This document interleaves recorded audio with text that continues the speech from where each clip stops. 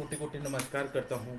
अभी हम लोग प्रमेह पेड़ का डायबिटिक वुंड के जब पेशेंट आते हैं हमारे day to day clinical practice में, तो हम लोगों को किस तरह से उसको देखना चाहिए, किस तरह से सोचना चाहिए, इसके बारे में मैं विस्तार से आप लोगों को बताऊंगा। क्योंकि प्रमेह पीड़िका के जब रोगी आते हैं तो हम हमारे पास उसके लिए क्या बताया गया है, ऐसा विस्तार से मैं आप लोगों को बताने के लिए आया हूँ। 10 तरह की प्रमेह पीड़िका अपने ग्रंथों में बताई है। वो पीड़िकाएं क्या है, उनके नाम क्या है और उनको वो नाम संज्ञा क्यों मिली है, इसके बारे में हम विस्तार से डिस्कशन करेंगे। और चिकित्सा चिकित्सा जो है ना वो सबसे अच्छा अगर चिकित्सा दिया, क्योंकि यह एक मतलब शल्य प्रधान व्याधियाँ होती है डायबिटिक वन, इसलिए शल्य चिकित्सक सुश्रुत संहिता में इसके बारे में बहुत अच्छे से वर्णन करते हैं। तो सुश्रुताचार्य जी ने क्या कहा है वो तो मैं बताऊंगा ही। सबसे पहले हम जो 10 तरह की पीड़िकाएं होती हैं diabetic wound, post complications of diabetes mellitus, वो पीड़िकाओं के बारे में मैं बताऊंगा। और वो डायबिटिक वुंड क्या रहते हैं, आयुर्वेद कैसे बोलते हैं, वो मैं बता रहा हूँ। तो ऐसा बता रहे हैं कि मैं अपने नोट्स अपने गुरुजी के नोट से बता रहा हूँ आप लोगों को, जो जरूर आप लोगों को काम आएगा। इसमें बता रहे हैं कि प्रमेय पीड़िका स्थानम, प्रमेय पीड़िका के स्थान क्या बताएं। प्रमेयणाम प्रजायन्ते पीड़िका सर्व संधिषु, शराविका कच्छपिका जालिनी विनितालजी मसूरिका सर्षिपिका पुत्रिणी च विदारिका विदतिश्चेति पीड़िका प्रमेक्षोपेक्षया दशा संधि मर्मसु जायन्ते मासलेषु च धामसु।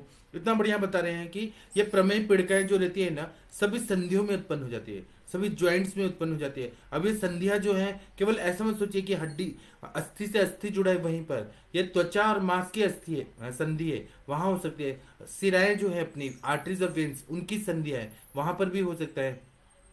रसव स्रोतस और रक्तव स्रोतस का जो स्रोतस की वाहिनियां हैं, उनके संधियों पे भी हो सकती है। हर तरह की संधि पे यह प्रमेय पीड़िकाएं हो सकती हैं।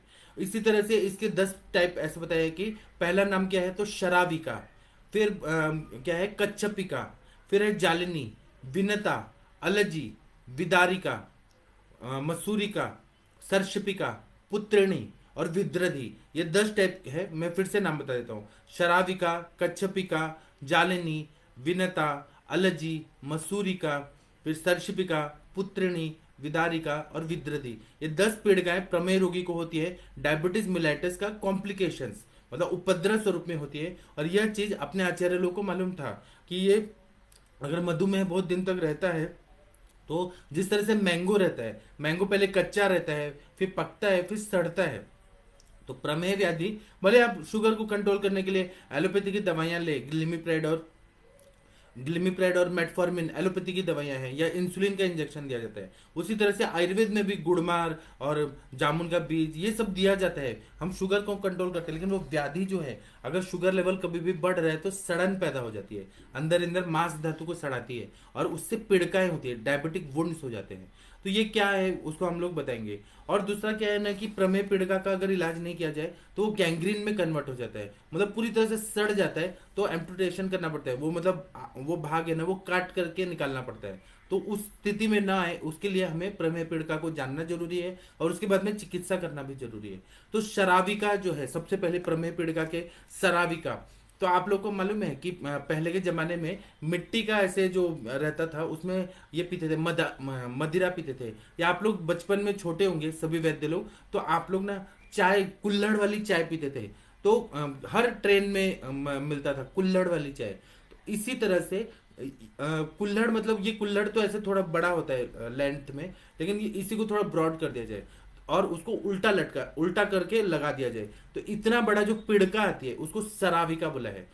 इसमें शराविका जो रहता था ना, मैंने वेदों में ये किया है, एमए संस्कृत किया है। तो शराविका के बारे में क्या उल्लेख बताया है कि पहले के जमाने में देवताओं को हवन के पहले थोड़ा सा ऐसे बलि दिया जाता था, या उनको ऐसे भोग लगाया जाता, प्रसाद के लिए रखा जाता था, तो वो सराविका में रखा जाता था।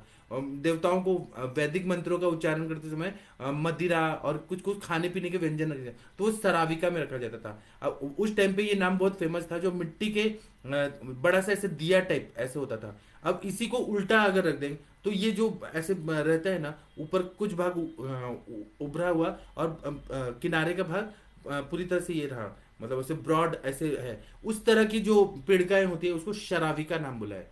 जैसा, क्योंकि अपने आचार्य लोग ना जो लोकल भाषा में जैसा कोई भी चीज मिलता था उसके नाम पर आधा, उसके नाम पे वो व्याधियों का कुछ कुछ नाम रख देते थे।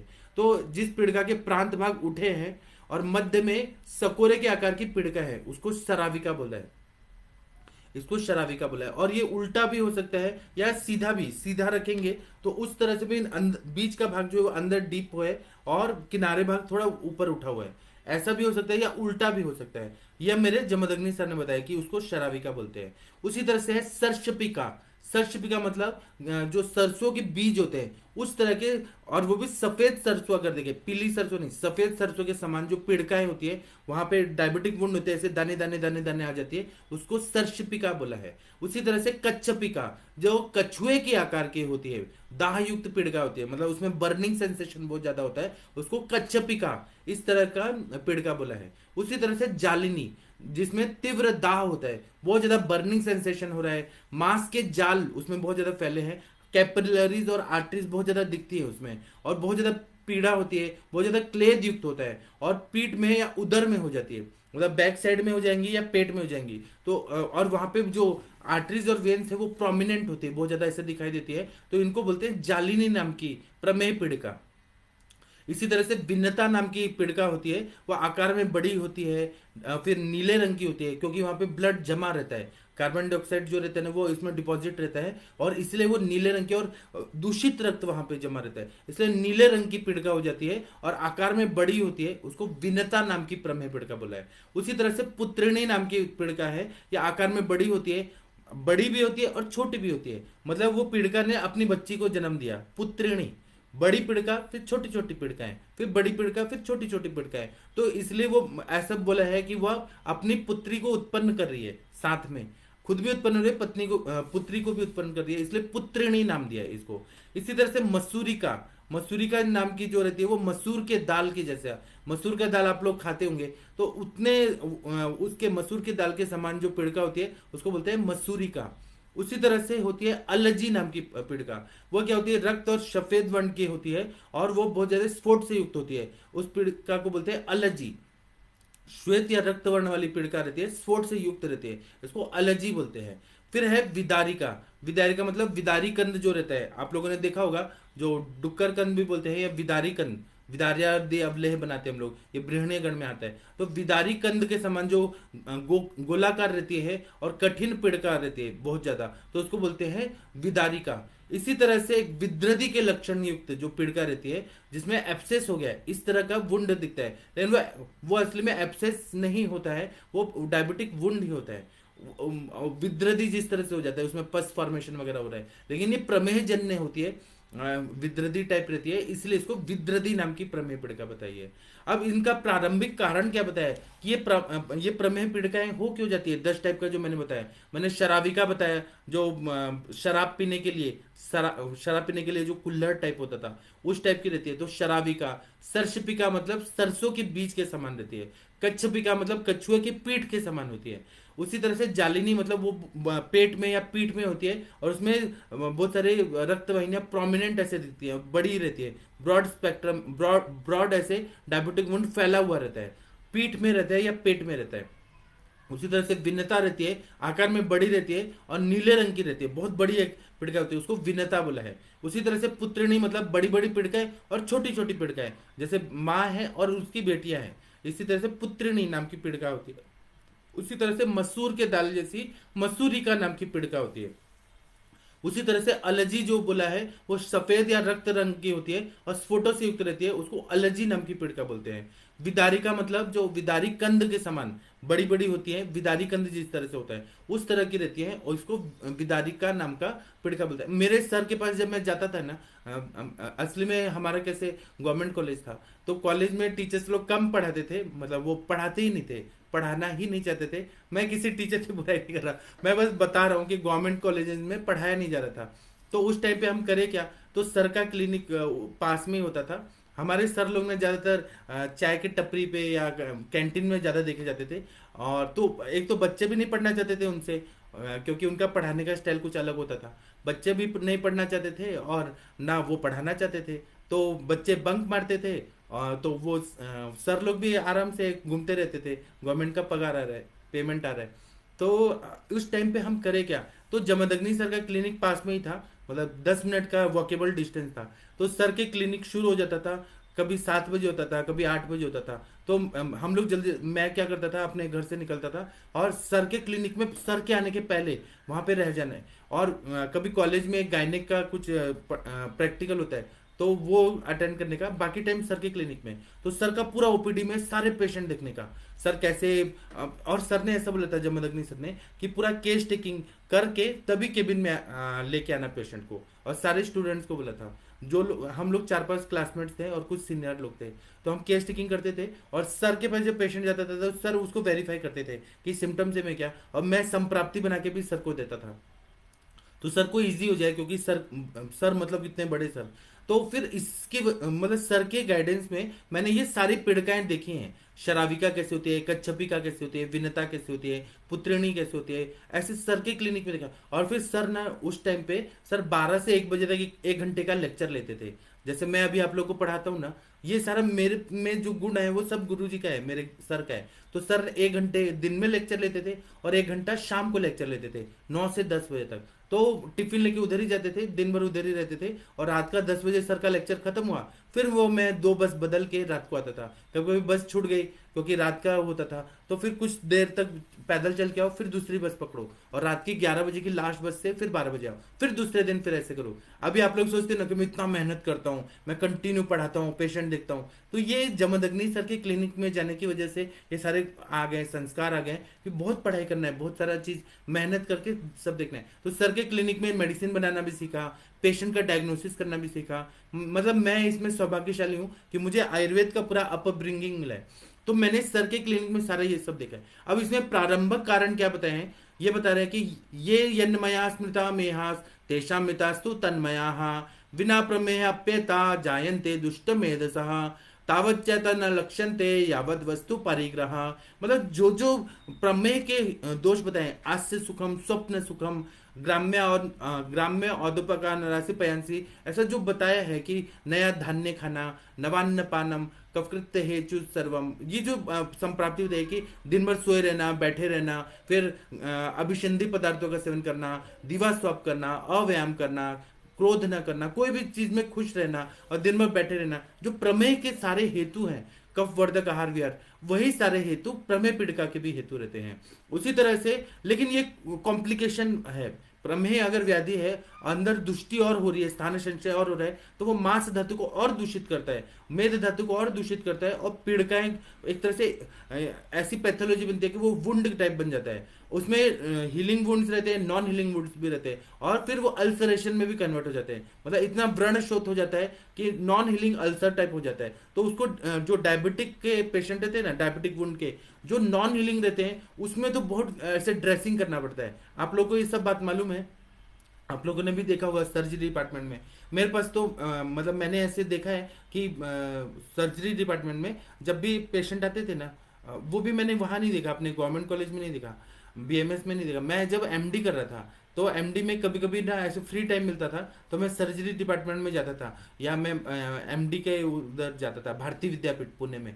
तो वहां जाता था, तो मैं ऐसे ही देख लेता था कि मुझे कुछ सीखना है। तो डायबिटिक वुंड के पेशेंट आते थे, और उनको ये ड्रेसिंग करना पड़ता था, और सर लोग बताते थे वहाँ के जो एमएस सर्जन लोग रहते थे। हमारे यहाँ एक वैद्य सर हैं जो भारतीय विद्यापीठ में एचओडी हैं, तो उनके गाइडेंस में मैंने देखा कि वो नॉन हीलिंग ऐसा अल्सरेशन हो गया है, ऐसा डायबिटिक वुंड हो गया है, तो उसमें सर पूरा बिटाडिन से क्लीन करते थे, कभी कभी हाइड्रोजन पेरोक्साइड से पूरा क्लीन करते थे। फिर उसके बाद में मतलब बहुत ऐसे प्रोसीजर, 1-1 घंटा कभी कभी लगता था। और मेरे कुछ क्लासमेट भी थे जो एमएस कर रहे थे, उन लोगों ने भी पूरा वो क्लीन करके, फिर जो डेड सेल्स है उनको कट करना है, फिर उसके बाद में उसमें फिर हाइड्रोजन पेरोक्साइड से क्लीन करना है, फिर उसके बाद में आयुर्वेदिक वार्ड में जात्यदी तेल, या फिर मतलब ऐसे कुछ कुछ क्रीम लगाना है, एलोपैथी की क्रीम लगा के फिर उसको ड्रेसिंग करना है, फिर ड्रेसिंग बदलना है हर 2 दिन के बाद, 3 दिन के बाद, फिर ड्रेसिंग करना है, साफ सफाई करना है। ये सब मैंने देखा है डायबिटिक में। मतलब वो हीलिंग में कितना मुश्किल होता है। ऐसे ही आयुर्वेद में भी बताया है कि ये कभी कभी असाध्य अवस्था में चले जाते हैं, जिनको ठीक करना बहुत मुश्किल होता है, क्योंकि बहुत ज्यादा इसमें सड़न होती है, बहुत ज्यादा सड़ता है। तो अगर धातुपाक जैसे होने लगा कंडीशन, तो उसको हमको बचाना बहुत मुश्किल हो जाता है।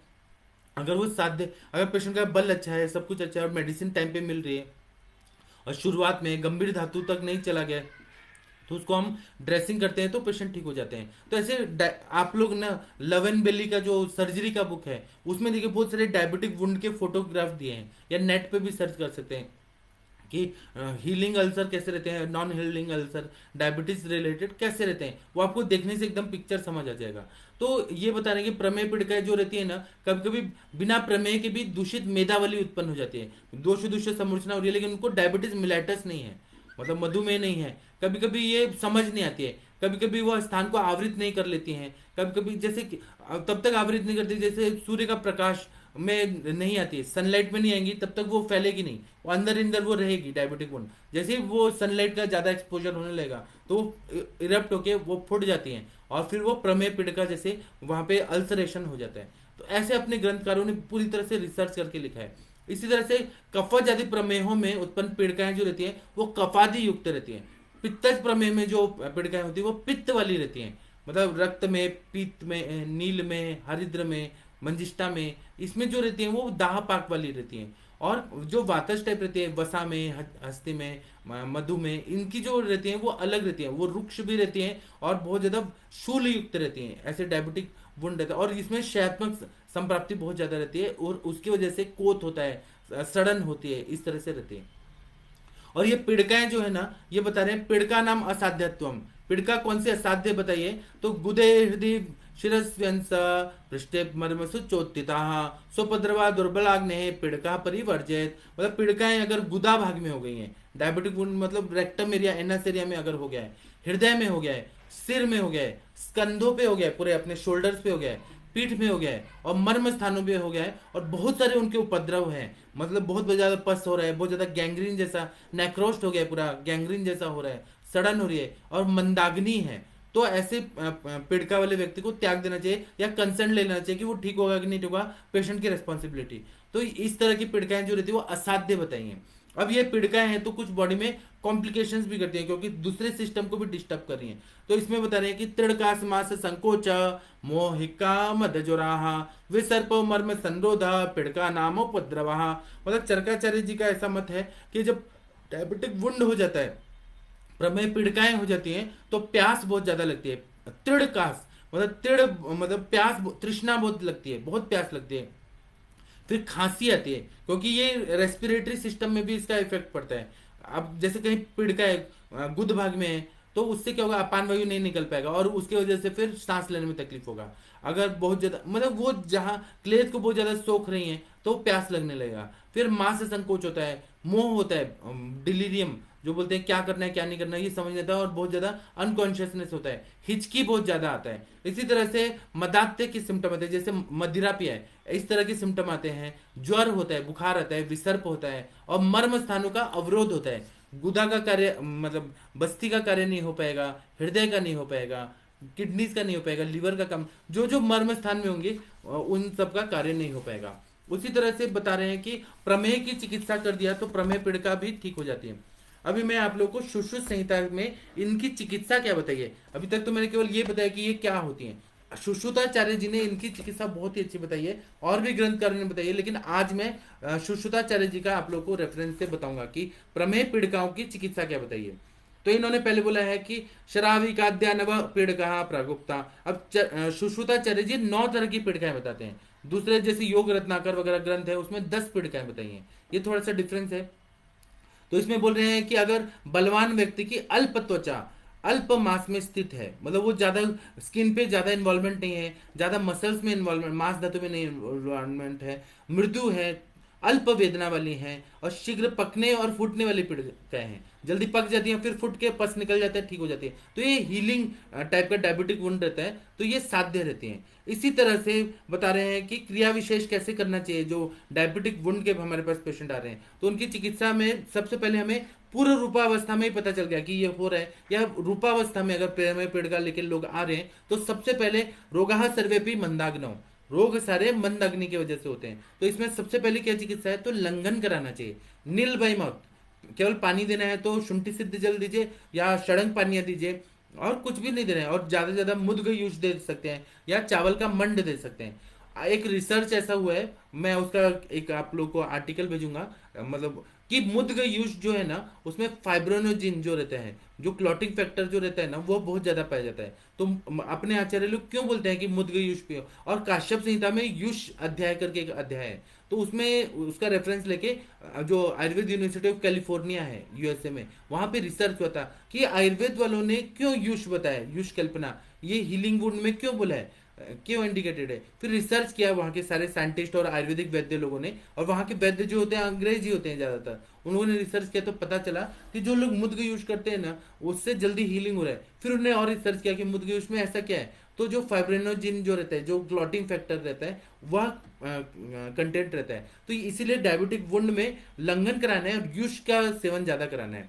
इसी तरह से वनस्पति का क्वाथ से धोना है, जो कषाय रसात्मक है, जैसे बरगद हो गया, पंचवल्कल क्वाथ जो रहता है, तो या पंचशीरी वृक्ष बोलते हैं, बरगद हो गया, पीपल हो गया, फिर प्लक्ष हो गया, पारिस पीपल हो गया, और ये जो है ना पंच, मुझे याद नहीं आ रहा है वो पंच वल्कल में क्या क्या रहता है, मुझे अभी याद नहीं आ रहा है, उसके लिए क्षमा प्रार्थी हूँ। तो पंचवल्कल को हाथ से धोना है, बकरे के मूत्र का सेवन करना है, या वहां बकरे के मूत्र से साफ करना है, क्योंकि बकरे का मूत्र जो रहता है ना, वो क्षारीय रहता है। तो क्षार का अगर हम लोग सेवन कराते हैं, तो वो क्या होता है, आदो क्ले देती पश्चात विशोषयति, तो वो पूरी तरह से साफ कर देता है। उसी तरह से जब ये पीता है, अगर पेशेंट बकरे का मूत्र पी रहा है, वनस्पतियों का क्वाथ पी रहा है, जो बरगद का, पीपल का, उदुम्बर का, प्लक्ष का, पारिश प्लक्ष का, इनका जब सेवन कर रहे हैं, तो इससे क्या होता है कि मधुर रसात्मक जो मधुमेह में यूरिन आ रहा है, वह क्या होता है कि उसका रंग, उसका कंसिस्टेंसी, या फिर पसीना आ रहा है, श्लेष्मा जो होता है, वह एकदम बैलेंस्ड हो जाता है। तो इससे पेशेंट को बहुत अच्छा फायदा होता है। इसी तरह से ये बता रहे हैं कि अगर प्रमेह की चिकित्सा नहीं किया गया, तो फिर क्या होगा कि प्रमेह पीड़िका हो जाती है। तो इसलिए लंघन कराना बहुत ज्यादा जरूरी रहता है कि आम का पचन हो, स्त्रोतोरोध दूर हो जाए। ये प्रमेह पीड़िका जो रहती है ना, अगर चिकित्सा नहीं किया गया, प्रमेह पीड़िका का केवल ध्यान में रखिए, तो इससे क्या होगा, मांस आदि लसिका को ये फोड़कर और फाड़ कर गलाकर कैविटी बना देती है। कैविटी बनाने के बाद वहां पे वो और उन कार्य को रोक देती है। अगर डायबिटिक वुंड अंदर कैविटी में चला गया है पूरा, था सड़ गया है पूरा, या अस्थि धातु का इन्वॉल्वमेंट हो गया है, या मांस धातु का हो गया, तो ये बहुत ज्यादा वुंड बढ़ सकता है। तो और नॉन हीलिंग अगर वुंड है या अल्सरेशन है, तो वो ठीक करना बहुत मुश्किल हो जाता है, तो असाध्य हो जाता है। इसलिए स्टार्टिंग से ही हमें पूर्व रूपावस्था में अगर पता चल रहा है कि इसको है, इनके कुल खानदान में भी डायबिटीज है, इसको भी है, और ये शुरुआत हो रहा है, और वो पता चलता है कि अशुद्धि के लक्षण आ रहे हैं, तब शुरुआत में ही चिकित्सा शुरू कर देना चाहिए। अब इसके लिए प्रमेह पीड़िका के लिए धानवंतर घृत का प्रयोग बताया। चरक और वाग्भट में भी यही है, धानवंतर घृत, सुश्रुताचार्य जी ने भी ये बताया। तो इसमें भल्लातक है, बेल है, सुगंध वाला है, पिपली मूल है, करंज है, रक्त पुनर्नवा है, श्वेत पुनर्नवा है, चित्रक है, करचूर है, और फिर दंती का, सॉरी, निर्गुंडी नहीं, निवड़ुंग बोलते हैं मराठी में, हिंदी में क्या बोलते हैं, स्नुही, स्नुही का उसमें जो दूध रहता है वो लेना है, वरुणा लेना है, वायवरना लेना है, पुष्कर मूल लेना है, दंती लेना है, और हरितकी लेना है, सभी 10 पल लेना है। फिर जौ, बेर, कुल्थी एक एक प्रस्त, इनको एक द्रोण जल में पकाना है क्वाथ बना के, और 1/4 भाग तक रख देना है, और उसके बाद में अग्नि से उतार कर इसमें कुछ प्रक्षेप द्रव्य जैसे वचा है, निशोत्तर है, कंपिलक है, भारंगी, जलवेतस, शुंठी, गजपिपली, विडंग, लोद्र, शिरीष, या आधा आधा पल कल्क मिला देना है, और उसके बाद में घृत डाल के फिर इसको सिद्ध करना है। यथा फेनोद्गम तेले फेन शांतिश्च सर्पिशी, जब फेन शांत हो जाए और मृदु पाकी रहे, तो वो बहुत अच्छा रहता है। अगर अभ्यंग करना है, ऊपर से लगाना है, तो खरब पाकी का प्रयोग करें। अगर हमें बस्ती के रूप में देना है, नस्य के रूप में देना है, अभ्यंतर पान के रूप में देना है, तो हमें मृदु पाकी चाहिए। तो वह पाक के हिसाब से आप लोगों को मालूम है, भैषज रत्नावली में या शारंगर संहिता में पढ़ा ही आप लोगों ने। तो यह जो धन्वंतर घृत है, धन्वंतरी भगवान ने खुद बनाया था, और धन्वंतरी भगवान को मालूम था कि एक समय कलयुग आएगा और कलयुग में डायबिटिक वुंड बहुत ज्यादा बढ़ेगा और अंदर ही अंदर शरीर को खराब होगा और डायबिटीज भी हो जाएगा। इसलिए धन्वंतर घृत भगवान धन्वंतरी जी ने बनाया और अपने शिष्यों को दिया। तो यह धन्वंतर घृत का प्रयोग करते हैं तो शोथ कम हो जाता है, गुल्म रोग ठीक होता है, उदर रोग ठीक होता है, अर्श व्याधि ठीक होती है, प्लीहा रोग ठीक होता है, विद्रधि ठीक होता है, और पीड़िका, ये सारे पीड़िकाओं को भी नष्ट करता है। तो हमारे सर ने क्या किया कि जो थैलीसीमिया के पेशेंट थे, और थैलीसीमिया भी थे और उनको टाइप 1 डायबिटीज भी था, तो ऐसा कॉम्बिनेशन वाले में धन्वंतर घृत का प्रयोग कराया। किसी किसी को स्प्लिनोमेगेली बहुत ज्यादा थी तो उनमें धन्वंतर घृत का प्रयोग कराया।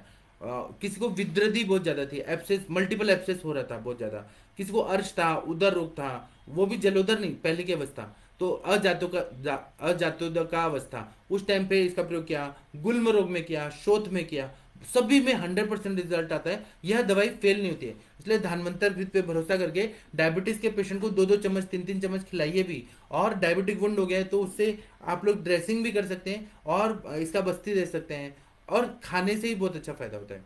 इसी तरह से जब प्रमेह पीड़िकाएं हो जा रही हैं तो हमें तीक्ष्ण शोधन करना चाहिए, क्योंकि स्त्रोतस पूरी तरह से अवरुद्ध हुए रहते हैं और मेद की अधिकता बहुत ज्यादा रहती है। और हमें ये मालूम है कि मधुमेह का रोगी जो रहता है उसको नॉर्मल विरेचन नहीं होता है। तो और आप लोगों को मालूम होगा, जैसे आई का ऑपरेशन करने के लिए आप ऑप्थेल्मोलॉजिस्ट के पास गए तो वो बोलते हैं शुगर लेवल ज्यादा है, तो जब तक वो दवाइयां लिख के देते हैं, जब तक शुगर लेवल कम नहीं होता है वो तब तक नहीं करते। नहीं तो यहाँ पर वो, जैसे आप उन्होंने कैटरेक्ट का सर्जरी किया तो वो हील ही नहीं होगा। ये प्रमेह व्याधि इतनी भयंकर है, इसमें क्लेद बहुत ज्यादा रहता है। जैसे जैसे प्रमेय, अभी मैं आपको एक एग्जांपल देता हूँ। मुझे ना हर चीज में एक एग्जांपल याद आ जाता है। अभी क्या है ना कि पुणे में पानी का बहुत ज्यादा स्कैरसिटी है, मतलब बहुत ज्यादा कमी है पुणे में, और उसका कारण है कि यहाँ का जो पॉलिटिकल ग्रुप है ना, जितने एमएलए एमपी, मैं किसी को एक को नाम नहीं ले रहा हूँ, मैं बस बता रहा हूँ कि पुणे में ग्राउंड वाटर लेवल जो है वो बहुत नीचे है। यहाँ पानी नहीं है, जमीन के नीचे पानी, हमने 273 फीट बोरिंग करवाया था तो भी पानी नहीं आया। 272 फीट इतना बोरिंग कराया मशीन से, तब भी पानी नहीं आया था।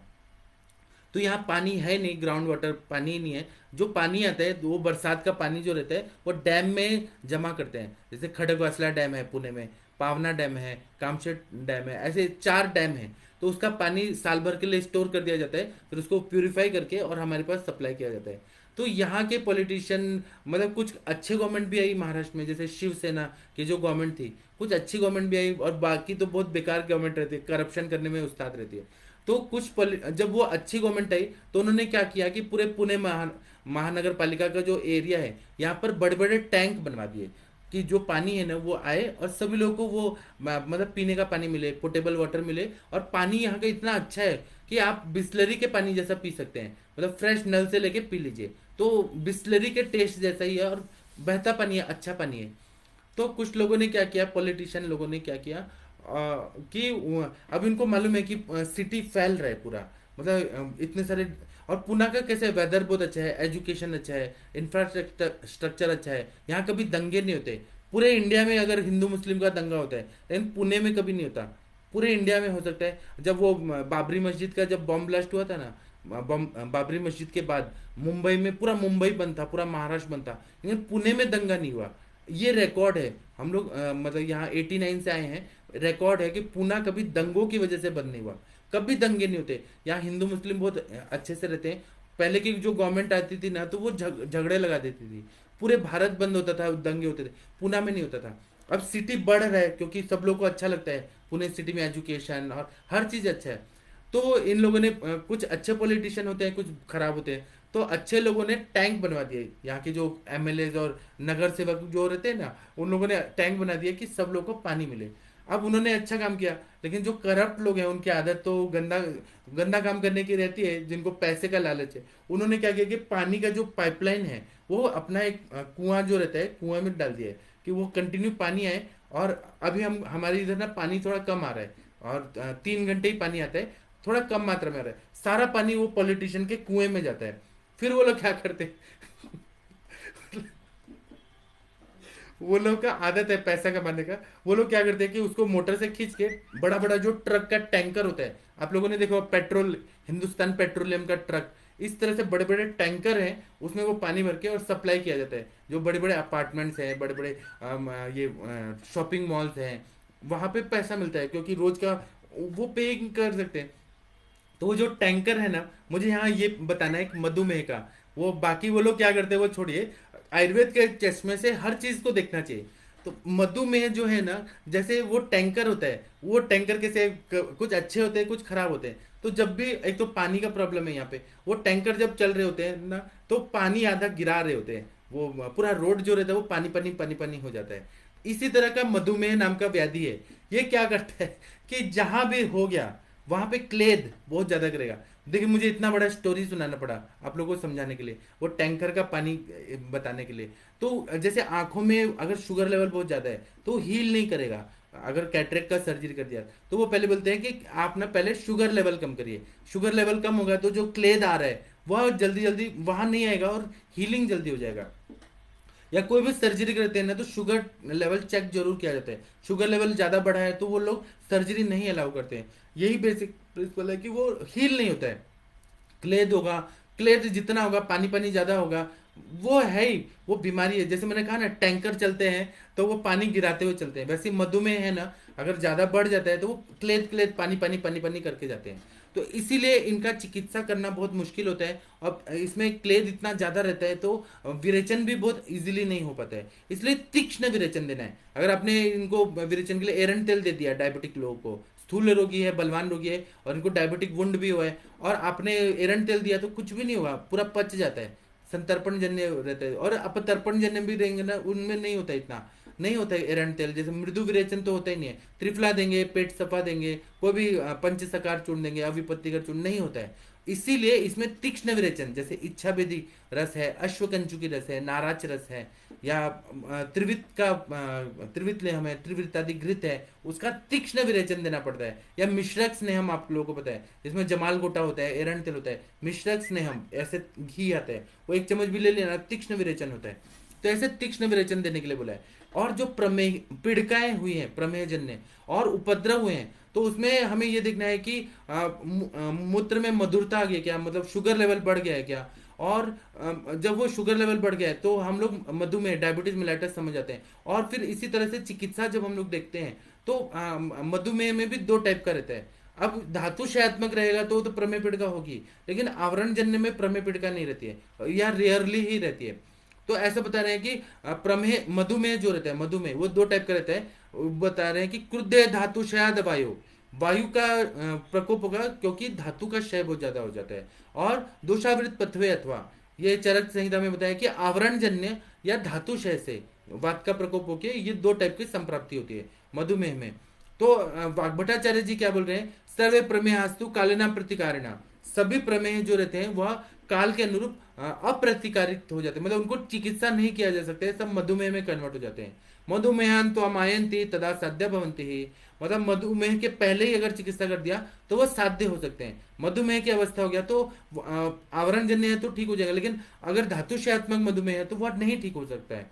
मधुरम यस्तु मेहेशु प्रायो मध्वीव मेहती, जो मधुमेही का यूरिन होता है वो कैसा करता है, तो वह बार बार मधु के जैसा, मतलब मीठा, इस तरह से यूरिन का ये करता है, एक्सक्रीशन करता है। सर्वे भी मधुराख्या मधुर्याच तनोरथ, मतलब सभी इसमें मधुमेह में ये कन्वर्ट हो जाता है और मधु के समान ये होता है। तो उस टाइम पे लैब नहीं होता था, उस टाइम पे डायबिटीज मेलाइटस नाम का इंसुलिन नहीं होता था, ये सब नहीं था। तब भी उन लोगों को मालूम था कि हर तरह का प्रमेह है वो मधु में होता है, और मधु के समान मूत्र प्रवृत्ति हो रही है, और जहां भी यूरिन होता था वहां चीटियां लग जाती थी बहुत ज्यादा, और प्रमेह पीड़िकाएं हो जाती थी। ये तो बहुत कॉमन था उस जमाने में। और प्रमेह पीड़िका जो लोग मेहनत करते हैं, किसान है, उन लोगों को नहीं होता था। जो लोग आज से सुकम द्विवाह स्वप्न ये सब करते हैं, मेरे को बहुत सारे लोग ऐसे बताते हैं कि जो साहूकार लोग होते थे, या जो बनिया लोग रहते थे, जो लोग दिन भर बैठे रहते थे और गद्देदार उसमें बैठे रहते थे, बिजनेस करते थे, लेकिन वो ज्यादातर बैठे रहने का अव्यायाम रहता था, अचंक्रमणशीलता रहता था, उनको डायबिटीज होके डायबिटिक वुंड बहुत ज्यादा हो जाता था। इसका उल्लेख बहुत सारे जगह लिखा है।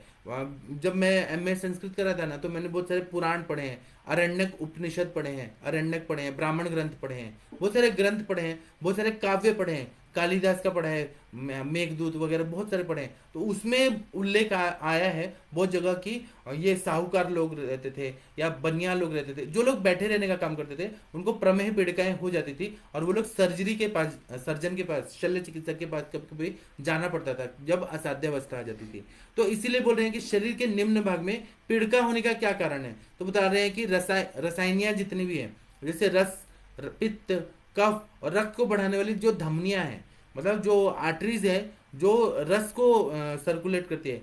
पित्त को, अब पित्त में हम लोग मिसेंट्रिक आर्टरी से लेके पोर्टल वेन ये सब को भी इन्वॉल्व कर सकते हैं, जो या फिर अगर मॉडर्न की भाषा में देखें तो सीबीडी जो रहता है, सेंट्रल बिलियरी डक्ट, जो पित्त का सिक्रेशन कर, बाइल का सिक्रेशन करता है उसको ही कर, और जो ग्लैंड्स रहते हैं जो सीरम अमाइलेज का सिक्रेशन करते हैं, पेप्सिन, ट्रिप्सिन, बहुत सारे जो एंजाइम्स का सिक्रेशन करते हैं, वो सारे ग्लैंड जो रहते हैं वो पित्त का वहन करते हैं। तो ये वही बता रहे हैं, इन लोगों ने पूरा देखा था, उसको अलग नाम दिया होगा।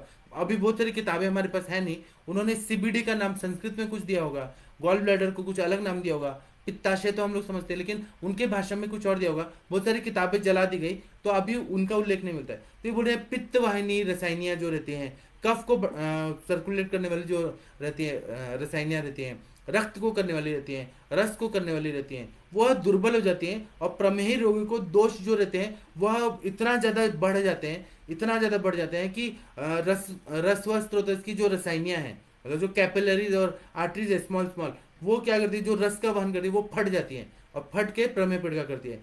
पित्त को करने वाली है वो फट जाती है और वहां पे पीड़िकाएं करती हैं। उसी तरह से कफ वाली है, रक्त वाली है, जितने भी आर्टरीज जो ब्लड का सर्कुलेशन करती हैं, ब्लड का सर्कुलेशन तो सभी करते हैं, लेकिन हम लोगों ने कैसे बोला कि रस, रक्त, मांस, मेद, अस्थि, वह उसका जो पोषण होता है वो स्त्रोत के हिसाब से, तो उस हिसाब से भी समझे। अब रक्त धातु है, उसमें मांस का भी अंश है, उसमें मेद का भी, अस्थि का भी है, शुक्र का भी है, रस का भी है, लेकिन हमको समझाने के लिए अलग अलग बोल आचार्य लोगों ने कि रस व स्त्रोत, रक्त व स्त्रोत, मांस व स्त्रोत, ये सब जो बोला है ना, तो ये जो है रस, पित्त, कफ और रक्त की जो धमनियां हैं वो फट जाती है, वहां पे वुंड होता है और वह प्रमेह पीड़िका के रूप में धारण कर लेती है शरीर में। इसी तरह से डल्हनाचार्य जी बोल रहे हैं रसायन नाम मिथ्या शब्दो लुप्त दृष्टो निर्दिष्टो द्रष्टव्य, मतलब रसायनी जो है वो ना कोई गूढ़ अर्थ बताया है और यह लुप्त हो गया है, ये शब्द रसायनी जो कैपिलरीज रहती हैं बहुत छोटी छोटी, उसका चक्रपाणी डलहन जी बोलते हैं कि ये सब अभी ये बहुत ज्यादा प्रचलित नहीं है रसायनियों के बारे में। तेन रस पित्त कफ शोणित वाहनम धमनी नाम इत्यर्थ, यहाँ पर दलहनाचार्य जी बोल रहे हैं कि रस को सर्कुलेट करने वाली, पित्त को सर्कुलेट करने वाली, कफ को सर्कुलेट करने वाली और रक्त को सर्कुलेट करने वाली जो भी रहती है धमनियां, जो ब्लड वेसल्स रहते हैं, धमनियां जो रहती हैं, आर्टरीज रहती हैं, छोटी छोटी कैपिलरी जो रस का फिर रस का, पित्त का, कफ का, रक्त का संवहन करती है, उसको रसायनिक शब्द बोला है। सर्व शरीरगत से सर्व द्रव धातु अपान व्यान अम्यामशो अनुलम्याद नत्वाद रसादि वाहन अपि धमनी नामध एव बलवत्तम नुत्योर्धमित्यर्थ रस धारणाम इति किंचित पठन्ति। इसका मतलब है कि पूरे शरीर में ये छोटी छोटी आर्टरीज और वेन्स जो है वो सब जगह फैली हैं और यह क्या करती हैं कि सभी द्रव धातु, लिक्विड फॉर्म में जितने धातु हैं, जैसे रस हो गया, रक्त हो गया, मांस हो गया, मेद हो गया, शुक्र हो गया, ओज हो गया, लसिका हो गया, इन सबको वो सर्कुलेट करती हैं, इसलिए इनको रसायनी बोला है। और यह इनको हम धमनी भी बोल सकते हैं, ये अपने आचार्य बोलते हैं रस वाहिना भी धमनी मद एवं बलवत्वम नुनर न तो उत्वर्ध मित्यार्थ, मतलब वो बलवान रहती हैं और यह जो धमनियां रहती हैं उसको रसायनी भी कह सकते हैं। और ये क्या करती है कि ऊपर नीचे पूरा शरीर में ये सर्कुलेट करती है जो भी भाव पदार्थ हैं अपने। और ये बता रहे हैं रस हारणा दिनाम केचित पठन थे, कुछ लोग बोलते हैं कि ये रस धातु है इसका सर्कुलेशन करती है व्यान वायु के साथ, केवल कुछ लोग ऐसे बोलते हैं, ये डलहन जी का मत है। इसके बाद में प्रमेय पीड़िका पर आते हैं, ये बोलते हैं कि पक्व और अपक्व अगर पीड़िकाएं जो रहती हैं तो उसमें पहले लंघन कराना है और उसके बाद में उसका शोध की तरह या व्रण शोध की तरह चिकित्सा करना है। व्रण रोपण जो सिद्ध तेल है, जैसे व्रण रूपक तेल, जात्यादि तेल है या व्रण रूपक तेल मार्केट में मिलता है, तो उनका प्रयोग प्रारंभ से क्या देना चाहिए। उसी तरह से सुश्रुत संहिता में जो आरक वदादि गण है उसका क्वाथ लेके उत्सादन करना है, मतलब उसको ऊपर नीचे से डालना है, ऐसे स्नान टाइप करना है, या फिर उसको अगर पाउडर फॉर्म में ले रहे हैं, अगर काढ़ा ले रहे हैं तो उसका पूरा मर्दन करना है, तो उससे डायबिटिक वुंड है वो जल्दी जल्दी हील हो जाते हैं। उसी तरह से शाल सरादी गण का क्वाथ परिचय के लिए, मतलब पेशेंट को लिटा दीजिए, साल सरादी गण का क्वाथ बनाइए और उसको पूरे धारा सब जगह वो काढ़ेगा थोड़ा थोड़ा करके और मसाज करते जाना है। इससे प्रमेय पीड़िका में बहुत अच्छा फायदा होता है। पिपल्यादि गण का क्वाथ ऐसा बता रहे हैं कि या पिपल्यादि गण का क्वाथ को पीने के लिए खाने के साथ करेंगे तो वह भी क्लेद को दूर कर देती है, अग्नि को प्रदीप्त करती है, धातु अग्नि को अच्छा कर देती है। इसी तरह से पाठा, चित्रक, काकजंगा, छोटी कटेरी, बड़ी कटेरी, अनंतमूल, कायफल, सप्तपर्णा, फिर अमलतास, कुटज की जड़ का चूर्ण, ये मधु मिला के चाटना चाहिए। और मधु जो है ना वो आज के जमाने का नहीं, आज के जो जमाने में मधु आता है वह सब सिंथेटिक है, उसमें चीनी और गुड़ बहुत ज्यादा डाला हुआ है। तो ये आजकल का मध नहीं, ऐसा मध जो कषाय रसात्मक और कटु रसात्मक ज्यादा होता था।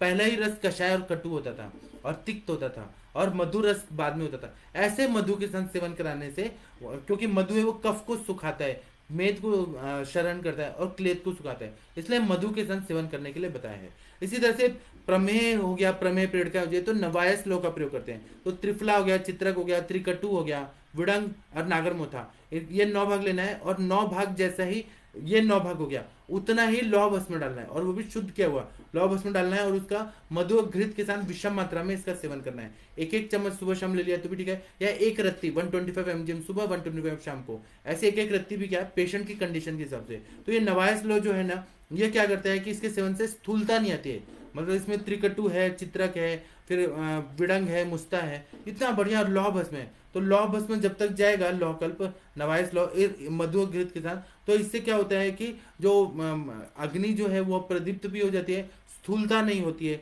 मोटापना नहीं होता है, और उसी तरह से अग्नि प्रदीप्त होती रहती है। और ये दुख देने वाले जो शोथ होते हैं उसमें बहुत अच्छा काम करती है, पांडु रोग में काम करती है, कुष्ठ रोग में काम करती है, अन्न का परिपाक अगर अच्छे से नहीं हो रहा उसमें ये नवायस लौह जो है सुश्रुत संहिता का अध्याय नंबर 12 में श्लोक नंबर 11 में बताया नवायस लौह, इसका प्रयोग करने से फायदा होता है। फिर अन्न का परिपाक नहीं हो रहा है, कास हो रहा है, श्वास हो रहा है, प्रमेय आदि, और उस जो डायबिटिक वुंड्स है उसमें भी ये बहुत अच्छा काम करती है।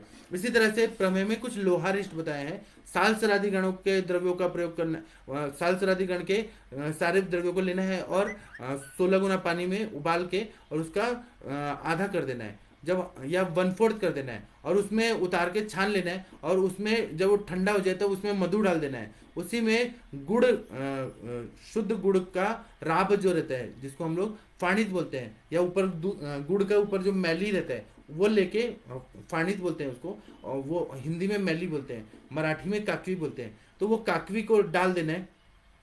उसी तरह से उसको लेके फिर क्या करना है कि एक वो लेना है जो चीनी मिट्टी से बना हुआ जो रहता है ना अचार का ऐसे बर्तन टाइप रहता है, उसमें क्या करना है कि पूरी तरह से ये करना है, मधु लगा देना है और घृत लगा देना है, एक लेप लगा देना है और ये सारा चीज डाल देना है, धात की पुष्प डालना है, और इस तरह से ये लोहारिष्ट के लिए बनाने के लिए इसको जमीन के अंदर गाड़ देते हैं या धान्य राशि जहाँ रहती है वहां पे रख देते हैं। तो 1 महीने के बाद ये लोहारिष्ट बन जाता है। और उसी तरह से फिर क्या करना है कि जब ये डाल दिया तो थोड़े दिन के बाद इसका ढक्कन खोल देना है, जब तक ये फर्मेंटेशन हो रहा है उसके पहले ही खोल देना है, और उसमें लोहे का जो टुकड़ा है या लौह भस्म जो शोधन मारण करके बनाया है वो डाल दे या टुकड़ा डाल दे लोहे का। तो इस तरह से, और फिर ये जो आसव अरिष्ट बन रहा है ना ये इतना पावरफुल रहता है, मतलब इसका जो अल्कोहल कंटेंट इतना पावरफुल रहता है कि लोहा का जो अंश हम लोग डालते हैं, छोटे छोटे टुकड़े डालते हैं, उसको पूरी तरह से डिजोल्व कर देता है। लौह भस्म डाले उसको पूरी तरह से ऑब्जॉर्व कर देता है, पूरी तरह से डिजोल्व कर देता है। तो लोहा जो रहता है वो गल जाता है। फिर उसके बाद में इसको निकालना है और अग्नि और बल को ध्यान में रखते हुए इसका सेवन कराना है। यह बलवान व्यक्ति को क्रुश करता है और क्रुश को बलवान कर देता है। शोथ नाशक है, गुल्म, फिर लोहारिष्ट मिलता है, मार्केट में भी मिलता है, लोहासव भी मिलता है, लोहारिष्ट भी। लेकिन प्रमेय रोगाधिकार में जो बताया है सुश्रुताचार्य जी ने प्रमेय की चिकित्सा में, वह सारे कंटेंट्स मैच होते कि नहीं वो देखिए, अगर नहीं हो रहे तो आप ऐसा बनवा के रखिए, खुद बना दीजिए। तो ये गुल्म, कुष्ठ में पांडुरों को मिटाता है, प्लीहोदर को ठीक करता है, विषम ज्वर को ठीक करता है। विषम ज्वर में संतत ज्वर, सतत ज्वर, अन्यदुष ज्वर, तृतीयक ज्वर, चतुर्थक ज्वर, हर ज्वर में ये काम करता है लोहारिष्ट। फिर मूत्राभिषंध को दूर कर देता है और यह महागुणशाली है लोहारिष्ट। और अब जब प्रमेय ठीक हो गया है, प्रमेय पीड़िकाएं ठीक हो गई तो पेशेंट रिकवरी करते हैं तो कैसा होता है, तो ये बोल रहे हैं कि मूत्र पिछलता रहित आता है, प्रभुता विल मूत्रता जो था प्रमेय का वह नहीं रहेगा। प्रमेय ठीक हो रहा है, स्वच्छ होगा, रुक्ष होगा, तिक्त और कटु होगा, जैसे नॉर्मल कंसिस्टेंसी रहती है वह सारा हम लोग ये देख सकते हैं। जनरल मतलब अपियरेंस कैसा है, और उसके बाद में फिजिकल एग्जामिनेशन जब हम लोग करते हैं तो हमें पता चल जाता है। तब हम लोग मूत्र परीक्षा से पहचान सकते हैं कि इसका मधुमेह या प्रमेह ठीक हो गया है। मधुमेह तो ठीक नहीं होता है, मधुमेह असाध्य अवस्था में चला जाता है, लेकिन कफज प्रमेह में जैसे सांद्र में, सांद्र प्रसाद में, आलाल में, वो बताया पित्तज में, नील में, हरिद्र में, मंजिष्ठा में, रक्त में, जो बताया 6 टाइप, और वातज टाइप में वसा में, मज्जा में, फिर शौद्र में मतलब मधु में, हस्ती में, ये जो बताया ना, इसमें मधुमेह वाला तो क्योरेबल नहीं है। बाकी को हम लोग देख के, जैसे मंजिष्ठा में था तो उसमें मंजिष्ठा आ रहा था, मंजिष्ठा के काढ़े जैसा आ रहा था, तो वो बंद हो जाता है ये जब लोहारिष्ट का प्रयोग कर रहे हैं। इसी तरह से जो धर्मांतर घृत भी बताएं उसका प्रयोग कर सकते हैं। साल सरादी गण है, अगर आपको घृत कल्पना नहीं है तो साल सरादी गण है, आरग बदादी गण है, बहुत सारे गण हैं, उनका प्रयोग कर सकते हैं। इसी तरह से ये जब पेशेंट ठीक होने लगता है तो मूत्र परीक्षा से हमें पता चल जाता है इसका डायबिटीज कंट्रोल में है। तो अब पहले के आचार्य को इतना एक एक चीज पर इतना नजर रहता था, कीन ऑब्जर्वेशन करके ही उन्होंने ग्रंथ लिखा है। इतना मुझे अपनी तरफ से बताना था। डायबिटीज वुंड जो है वो पूरी तरह से ठीक हो सकता है, बस वो असाध्य अवस्था में जाके धातु पाक न कर दे। 100% हम सबको ठीक नहीं कर सकते हैं, हम लोग गॉड नहीं है। अभी रशिया और यूक्रेन में झगड़ा हो रहा है, लड़ाई हो रहा है, दोनों पावरफुल है, दोनों समझदार है, तब भी क्यों लड़ाई हो रहा है? क्योंकि अहंकार। तो ये हम लोग को अहंकार नहीं होना चाहिए, आयुर्वेदिक चिकित्सक को हमें अहंकार नहीं होना चाहिए कि हम ही ग्रेट हैं। हमें एलोपैथी वालों को भी रेस्पेक्ट करना है, पेशेंट को भी रेस्पेक्ट करना है, सबको रेस्पेक्ट करना है। ठीक है। डॉक्टर सुशील सर नमस्ते प्रणाम आपको। डॉक्टर वर्षा पटेल जी नमस्ते प्रणाम आपको। डॉक्टर राजकुमार धवन जी नमस्ते प्रणाम आपको। डॉक्टर सुनीता पाल जी नमस्ते प्रणाम आपको। 1 मिनट रुक जाइए क्योंकि ये हैंग हो रहा है। आप लोग भारत के सर्वश्रेष्ठ चिकित्सक हैं, कभी भी किसी से द्वेष मत करिए, किसी के बारे में गलत मत बोलिए, और मतलब किसी से द्वेष नहीं करना है, कभी किसी की उन्नति देख के जलना नहीं है, ईर्ष्या नहीं करना है। अगर आप लोग सक्सेसफुल होना चाहते हैं तो खुद को बढ़ाइए, दूसरों को देख के कूड़ना नहीं है, चिढ़ना नहीं है, नहीं तो आपको व्याधि हो जाएगा। डॉक्टर अजय जी नमस्ते प्रणाम आपको। डॉक्टर विश्वनाथ जी नमस्ते प्रणाम आपको। डॉक्टर प्रशांत जी नमस्ते प्रणाम आपको। डॉक्टर कंचन जी नमस्ते प्रणाम आपको। डॉक्टर आकांक्षा जी नमस्ते प्रणाम आपको। आप सबके सब भारत के श्रेष्ठ चिकित्सक हैं। डॉक्टर मुनीष शर्मा जी नमस्ते प्रणाम आपको।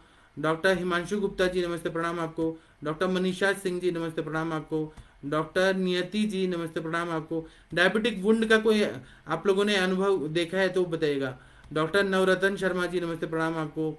डॉक्टर आरती शर्मा जी नमस्ते प्रणाम आपको। सबके सब भारत के श्रेष्ठ चिकित्सक हैं। डॉक्टर रवि कुमार सिंह जी नमस्ते प्रणाम आपको। डॉक्टर अशोक यादव जी नमस्ते प्रणाम आपको। डॉक्टर कुलदीप सिंह राजपूत जी नमस्ते प्रणाम, कुलभ सिंह राजपूत जी नमस्ते प्रणाम आपको। डॉक्टर अशोक जी नमस्ते प्रणाम आपको। डॉक्टर विकास विश्वकर्मा जी नमस्ते प्रणाम आपको। डॉक्टर रविंदर यादव जी नमस्ते प्रणाम आपको। डॉक्टर अवंतिका जी बोले टैंक वाले उदाहरण से बहुत कुछ क्लियर हो गया, थैंक यू थैंक यू।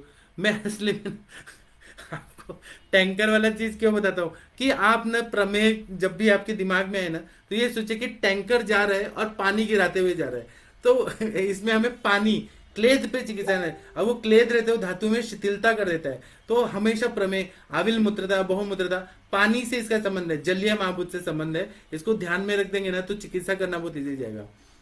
ठीक है। मैं इसलिए एग्जाम्पल देता हूँ आप लोगों को कि आप लोगों को मैं समझा सकूं मैं क्या बता रहा हूँ। सरोज मिश्रा जी नमस्ते प्रणाम आपको। डॉक्टर विनीता शुक्ला जी बोले सर फैटी पेशेंट जिनमें प्रमेय डायग्नोसिस नहीं हुए है उनमें यदि अगेन अगेन कार्बनकल्स हो रही हैं तो उसको प्रमेय पीड़िका की तरह ट्रीटमेंट करें। उसमें क्लेद निकालना है आपको, कोई भी अभिषंधि और व्रण शोथ या व्रण का जो चिकित्सा का ये बताया है सूत्र स्थान में, उसमें कहीं लिखा है कि प्रमेय की वजह से ही व्रण होता है या व्रण शोथ होता है। उसमें बहुत सारे जो उपक्रम बताए वो सब करिए, आपके पेशेंट ठीक हो जाएंगे। प्रमेय पीड़िका का स्पेशल ट्रीटमेंट अलग होता है जो मैंने आज बताया। अब बाकी तो व्रण की तरह चिकित्सा करना ही है आपको, जो जो है वो करना ही है। डॉक्टर जितेंद्र वर्मा जी नमस्ते प्रणाम आपको। डॉक्टर वरुण जी नमस्ते प्रणाम आपको। डॉक्टर राजेंद्र जी नमस्ते प्रणाम आपको। डॉक्टर दीपिका जी बहुत बढ़िया डॉक्टर हैं आप, उत्तराखंड की, प्राउड ऑफ यू।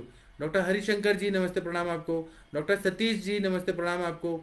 सबके सब भारत के श्रेष्ठ चिकित्सक हैं, जिनका नाम यहाँ पुकारा जाता है वो तो सबसे श्रेष्ठ है।